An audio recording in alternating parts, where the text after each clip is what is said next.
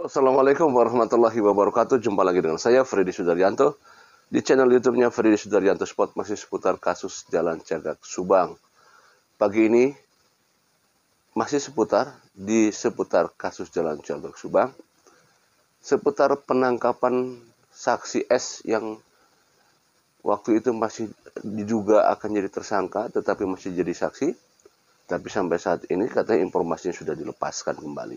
Berarti tidak ada ke arah tersangka, walaupun masih dalam proses pendalaman. Pertanyaannya tetap adalah bagaimana pihak kepolisian kronologisnya untuk bisa menentukan bahwa dia adalah diduga adalah salah seorang yang memang ada di TKP pada saat kejadian. Bagaimana proses pihak kepolisian untuk menentukan itu semua? Itu pun jadi pertanyaan besar sebenarnya. 1 tahun untuk bisa menentukan seseorang itu berada di dalam TKP pada saat kejadian. Yaitu salah satu infonya adalah bahwa yang bersangkutan pada saat setelah kejadian tidak ada di tempat dan menghilang begitu saja.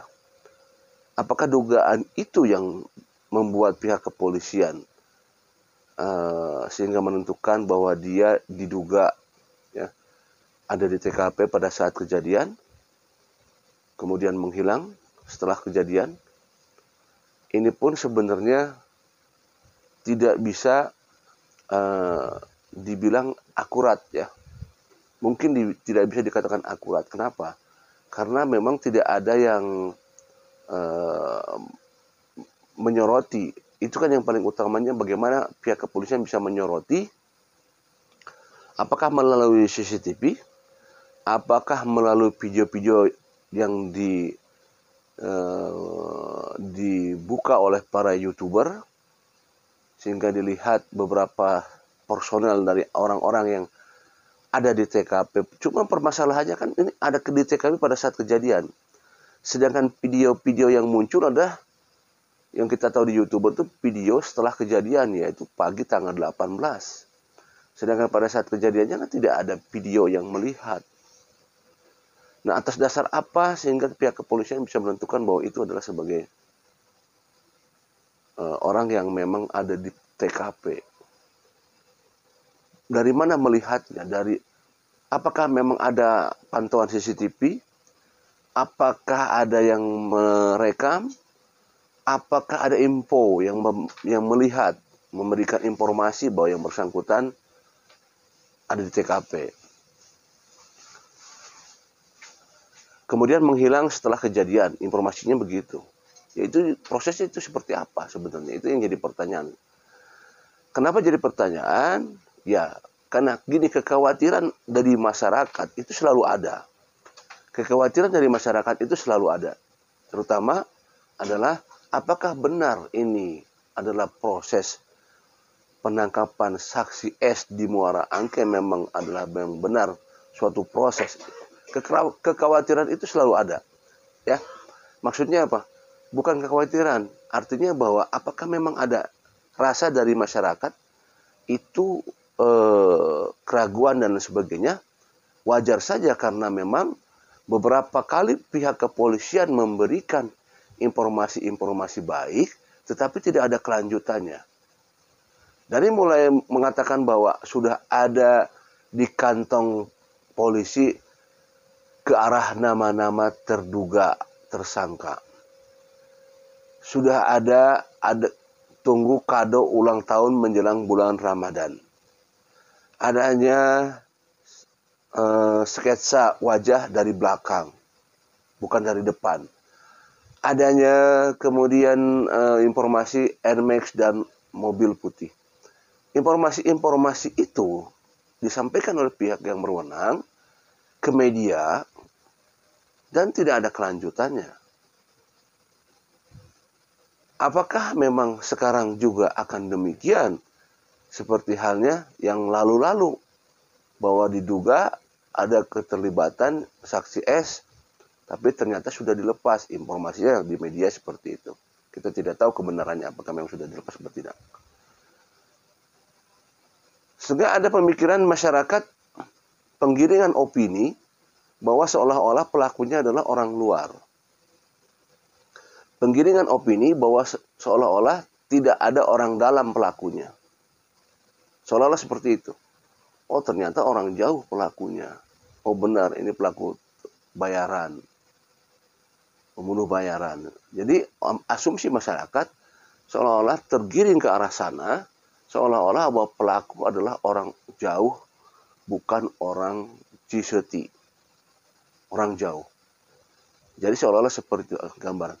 Pada saat masyarakat berpikir seperti itu, maka itu adalah masyarakat yang kritis terhadap informasi-informasi yang disampaikan oleh pihak kepolisian. Ya sekali lagi, wajar-wajar saja masyarakat bilang demikian, karena satu adalah hampir 1 tahun belum ada berita-berita yang terbaik, dan informasi-informasi tadi yang disampaikan oleh pihak kepolisian tidak ada kelanjutannya. Ini semua yang membuat masyarakat jadi ragu. Apakah informasi nanti yang ada dari pihak kepolisian akan dilewat begitu saja, karena memang tidak ada pernah informasi yang akurat, apalagi kita tahu bahwa informasi-informasi itu disampaikan oleh pihak kepolisian. Karena dari siapa lagi kita berharap memang betul, hanya dari pihak kepolisian lah kita mengharapkan informasi itu memang informasi yang akurat. Walaupun disampaikan oleh Kabid Humas Polda Jabar bahwa kami sudah bekerja, kami tidak diam, kami terus mengembangkan, ya, itu yang disampaikan seperti itu dari pihak kepolisian. Nah, tentunya pertanyaan kekhawatiran sekali lagi masyarakat, apakah ini akan ditutup kasusnya, apakah ini akan lenyap kasusnya, apakah di antara pelaku sudah ada perdamaian, apakah adanya adanya komunikasi, ya, yang kita tidak tahu ya. Tapi kita berharap sekali lagi bahwa dengan mengaca kepada kasus Brigadir J, bahwa tidak ada sesuatu yang bisa ditutup-tutupi, suatu saat juga akan terbuka karena ada campur tangan Tuhan di sana. Kalau Tuhan sudah campur tangan, sekali lagi, bahwa tidak bisa seorang pun bisa mencegah hal itu. Saya sering mengatakan di dalam video saya bahwa kasus ini Subang akan susah terungkap. Susah sekali terungkap. Kenapa? Karena memang tidak ada yang melihat kejadian, orang, media, kamera, CCTV yang melihat pada saat kejadian. Itu yang susahnya.